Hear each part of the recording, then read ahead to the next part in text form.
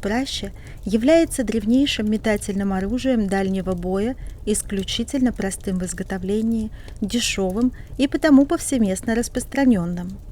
Пращевые ядра, каменные и глиняные, диаметром от 3 до 6-8 см, сотнями находят в развалинах древневосточных городов, а также в могилах степных кочевников.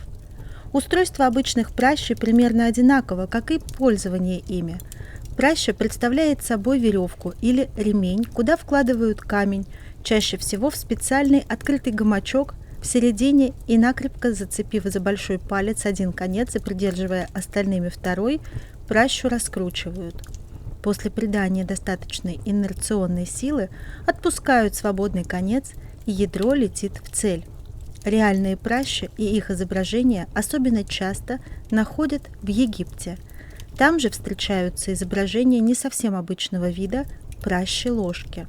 Это оружие давно было выделено в древнеегипетской иконографии времени Нового Царства середины второго тысячелетия до нашей эры, как один из основных элементов вооружения фараонов и богов. Но до самого недавнего времени оно всегда трактовалось только как своеобразная булава, комбинированная с клинком секиры.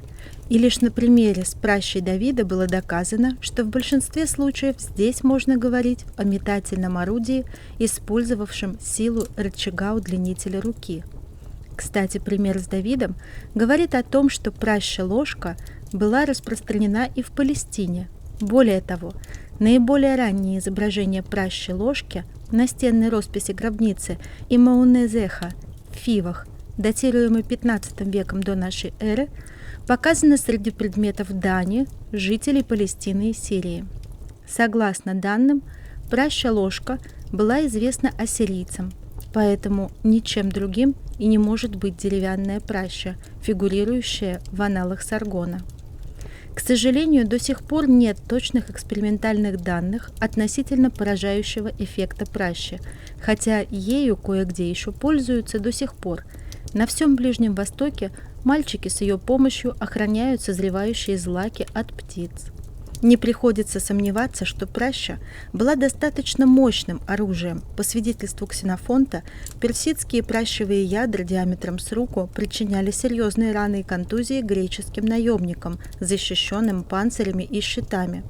Битва при Сфактерии показала силу пращи, ядрами которых, наряду с дротиками, фактически была перебита закованная в доспехи спартанская фаланга. Профессиональное овладение искусством метания ядер из пращи, как и любым другим метательным оружием, а, пожалуй, и в еще большей мере, требовало многолетних, обычно с раннего детства, тренировок. Особая ценность наемников-пращиков в древности показывает большое значение применения пращи в бою. Вы прослушали фрагмент из книги «Оружие Древнего Востока. Оружейная академия».